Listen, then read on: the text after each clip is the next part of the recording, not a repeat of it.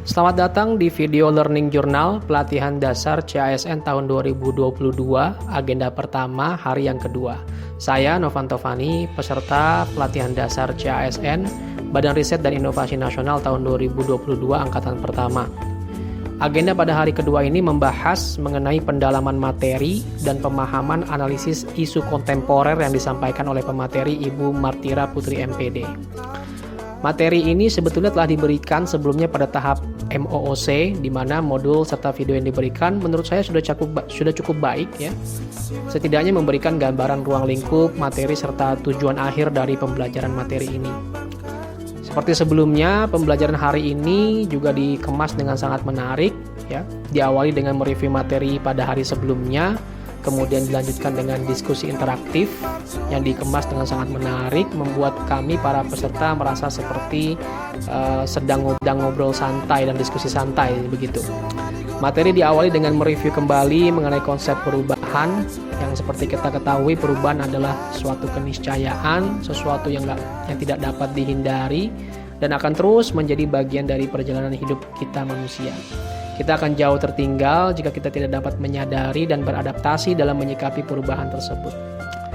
Dan salah satu prioritas pembangunan nasional di tahun 2024 nanti ialah reformasi birokrasi, di mana tujuan akhirnya adalah mewujudkan birokrasi kelas dunia yang profesional dan berintegritas, sebagai respon dari rendahnya kapasitas kemampuan pegawai negeri kita yang dinilai saat ini setidaknya. Sehingga salah satu kemampuan yang harus dibangun bagi seorang PNS ialah mampu mengidentifikasi faktor-faktor yang mempengaruhi perubahan lingkungan strategis dan menguasai teknik analisis isu kontemporer.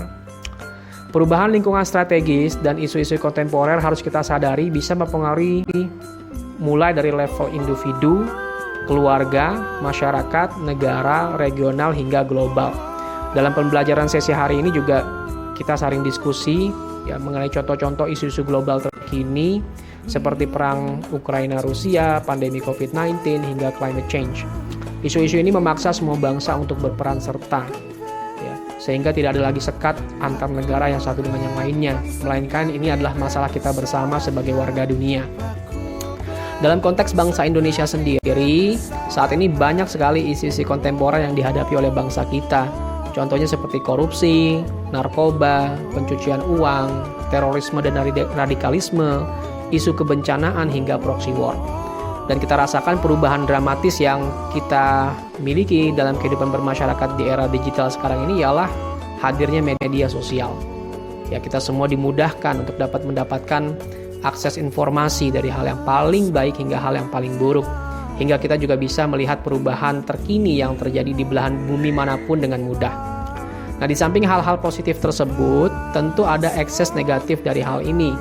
Contohnya seperti cybercrime, hoax, hate speech. Ini adalah hal-hal yang sering kita temui dalam bermedia sosial.